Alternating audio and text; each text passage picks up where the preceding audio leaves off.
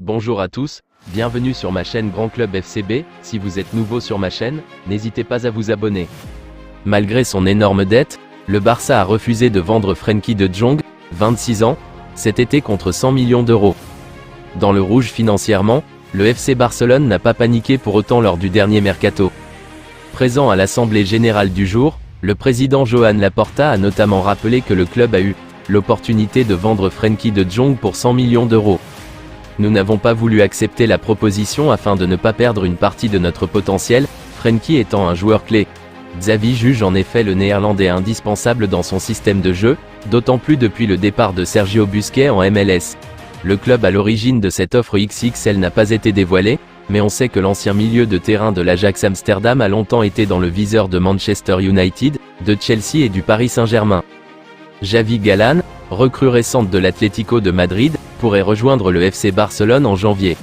Les débuts mitigés du latéral gauche pourraient ouvrir la porte à un transfert vers le club catalan, qui a fait de sa signature une priorité.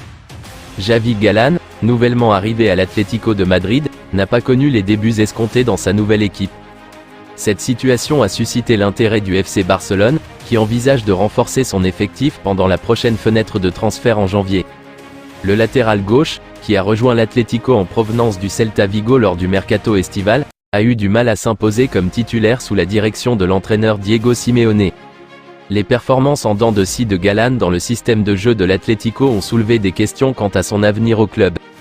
Bien que Javi Galán soit lié à l'Atlético de Madrid par un contrat jusqu'en 2026, le FC Barcelone pourrait saisir l'occasion de sa situation pour tenter de le recruter en janvier. L'objectif du Barça serait de récupérer l'investissement initial de l'Atlético, qui a dépensé environ 5 millions d'euros pour acquérir le joueur. La valeur marchande actuelle de Galán, évaluée à 12 millions d'euros selon Transfermarkt, pourrait faciliter la réalisation de cette opération. Les dirigeants de Chelsea suivraient de près un jeune espoir du Barça pour cet hiver. Depuis cet été, la formation de Chelsea fait le forcing pour obtenir la venue d'un jeune espoir du FC Barcelone. Il s'agit de Pau Cubarsí. Défenseur central de 16 ans, ce dernier dispose d'un contrat jusqu'en juin 2026. Lors du mercato estival, le natif d'Estagnol a repoussé les avances des Blues pour rester dans son club formateur. Selon les informations du média Hockey Fichares, le club londonien envisagerait de revenir à la charge cet hiver.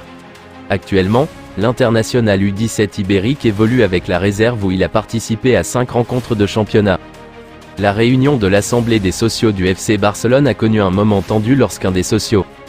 Ce samedi, le Barça réunit ses socios pour une assemblée extraordinaire qui permet de présenter les bilans du club et le projet futur, mais aussi de répondre aux questions des socios.